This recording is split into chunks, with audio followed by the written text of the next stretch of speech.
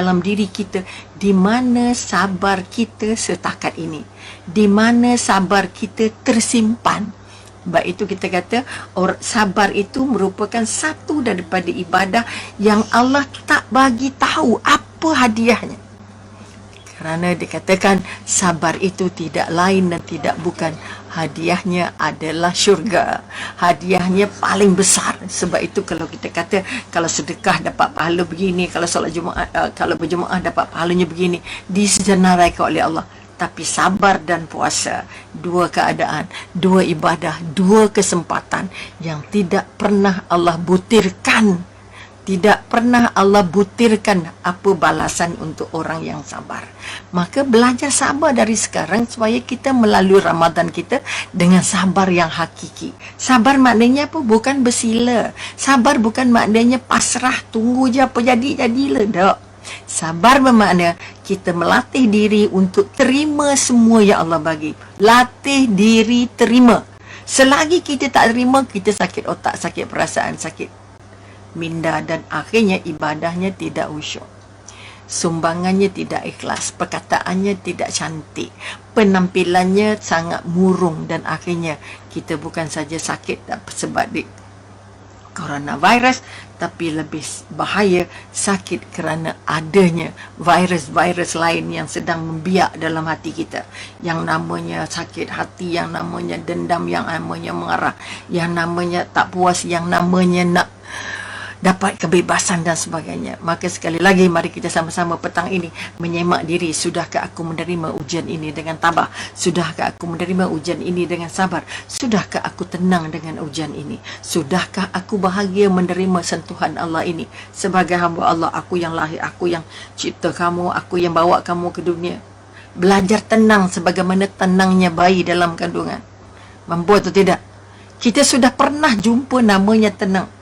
Sebab itu 9 bulan 10 hari dalam rahim ibu kita. Kita tak pernah fikir pun aku nak makan apa, esok jadi apa, lusa jadi apa. Tenang 9 bulan 10 hari. Ibu yang bawa tenang dan yang hidup dalam pun tenang. Kerana apa? Dia yakin, dia percaya rezekinya dari Allah. Allah yang bagi kita rezeki. Maka kalau bayi dalam perut saja, dalam rahim saja tenang, kerana dia sudah tahu bahawa apa? Itu namanya rezeki. Rezekinya siapa yang petakan? Rezekinya Allah. Ya Allah. Maka kalau kita sudah pernah jadi orang tenang dalam rahim ibu ayah kita, kemana tenangnya hilang?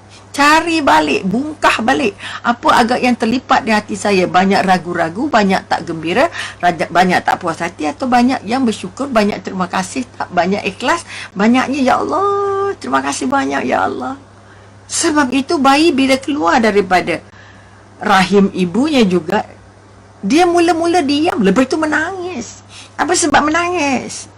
Kerana dia sudah putus. Dia merasa bahawa rezekinya sudah berubah. Dulu berada dalam rahim ibunya, berkongsi rezeki yang ada dalam rahim ibunya. Bila dia keluar, dia nangis sekejap. Tapi bila kita pangku semula, kita dakap dia dengan tenteram. Sebab itu kalau anak-anak yang menangis, kalau mak ayahnya tidak mendakapnya dengan manja, dia tak berhenti menangis. Maka kita diberikan kekuatan. Ya Allah, setiap bayi yang menangis, kita gendong, kita dakap, kita bagi susu. Maka anaknya diam, bayinya diam, tak gelisah lagi. Sebab apa? Oh, sekarang rezeki saya sudah berubah. Dari dalam rahim sudah bertukar jadi air susu. Maka saya sudah diangkat, didakap, disayangi, diberikan rezekinya ke lain. Maka dia tenteram tidur. Maka kita sudah pernah jumpa namanya tenang itu. Tapi masa itu, masih kita bayi, masih kita kecil, masih kita anak-anak, kita pernah fikir tak? Rezekinya di mana? Kita tak tahu. Tapi tak pernah tak makan, insya-Allah. Maka kita ambil kembali, bawa balik ke depan ketenangan yang pernah kita lalui, gembira yang pernah kita lalui, bawa balik masa sekarang, supaya kita merasa masa depan yang kita lalui adalah masa yang ditentukan Allah. Maka Allah beri rezeki, Allah tak ada minta rezeki. Kalau Allah tak minta, Allah bagi dan bagi dan bagi, maka tidak lain yang kita mampu buat ialah bersyukur. Tanda orang bersyukur bila dia jumpa dengan namanya sabar. Kalau tak jumpa bersabar, maka dia tak jumpa namanya syukur. Bila tak jumpa sabar, dia tak jumpa namanya tawakal. Ke siapa kita nak menyerah? Ke mana kita nak bawa rezeki dan nasib kita? Maka kekuatan yang kita nak angkat pada petang ini ialah merasa apa yang ada itu nikmat, apa yang dilalui itu nikmat.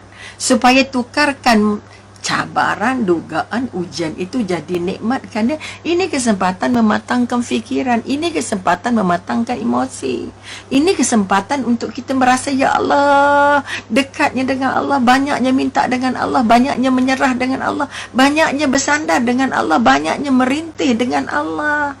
Ini yang modal-modal yang kita nak buat. Kalau tak boleh pergi mana-mana, banyak lagi usaha-usaha yang harus dibuat. Apa doa yang kita belum hafal, apa surah yang kita belum baca, apa terjemahan yang kita belum baca. Mungkin ada yang baca Quran tapi belum baca terjemahan, masih belum faham, belum boleh amalkan, belum boleh kongsikan. Maka hari ini kita sama-sama merenung ke dalam diri bahawa musibah ataupun ujian ataupun cabaran yang Allah sedang bagi pada kita untuk melayakkan kita apa? Jadi hamba Allah, bahawa Allah dah kata kaum-kaum yang terdahulu juga diuji, kaum-kaum terdahulu juga diberi ujian dan cabaran. Ada yang dikatanya gempa, ada yang dikatanya batu-batu besar yang jatuh mati terus, ada yang namanya petir sampai hangus dan sebagainya. Maka kita katakan kalau masa dulu kalau Allah bagi ujian mati terus. Tapi kita syukur Allah bagi ujian, tapi kita masih hidup, kita masih boleh berusaha, kita masih boleh berdoa, kita masih boleh merasa bahawa ya Allah, ini mahunya Allah. Artinya kita buat pengukuhan, kita buat peneguhan bahawa kita ni bukan siapa-siapa, kita ni hanya seorang hamba. Seorang hamba harus taat pada tuannya. Kalau tidak, dia tak layak jadi hamba. Kalau tak layak jadi hamba, kita nak pergi mana? Kita nak jadi hamba siapa? Selainnya hamba Allah. Maka mau tidak mau, suka tidak suka, bersedia atau tidak bersedia, kita kena rakam kukuh-kukuh dalam hati dan perasaan kita bahawa kita hari ini diminta oleh Allah untuk merasakan, untuk mengingatkan, untuk mengukuhkan, untuk menguatkan, untuk membulatkan hati kita bahawa aku ni hamba Allah, hidup ini petanya Allah, hidup dan mati aku di tangan Allah. Maka kalau kita solat, inna solati wa nusuki wa mahyaya wa mamati lillahi rabbil alamin, sesungguhnya hidup mati aku, ibadah aku semuanya untuk Allah. Bila nak buktikan? Bila nak buktikan ayat itu? Kita ulang dia 17 kali. Bila nak pegang, bila nak pakai, bila nak kukuhkan. Inna solat, dan sesungguhnya solat aku ini, hidup mati aku ini adalah di tangan Allah. Kita bukan belum tentu mati kerana virus.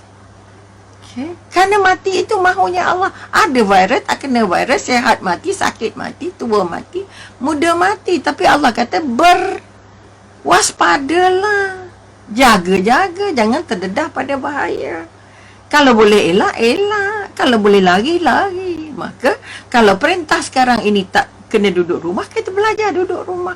Duduk sejadah lama sikit, pegang tasbih banyak sikit, baca Quran lebih sikit muka suratnya. Zikir je tidak 33, tapi mungkin 100, mungkin 1000, mungkin 5000. Syarah ulama yang bermimpi berjumpa Rasulullah. Zikir selawat yang hari-hari 5000. Kita ada 500 agak-agak. Hingga layak bermimpi jumpa Rasulullah. Kerana banyaknya selawat yang dia lakukan. Maka sekarang ini adalah masa untuk kita. Masa untuk kita melihat balik. Apa yang sudah aku lakukan sebagai persediaan untuk aku layak dijemput Allah. Kalau bukan kerana virus, kita pun akan mati juga. Kalau tak disebabkan demam itu, kita mati juga. Maka mati itu hak semua, tapi bukan di tangan kita. Tak boleh lari dari mati, tak boleh minta mati. Ini kekuatan yang nak dibangun.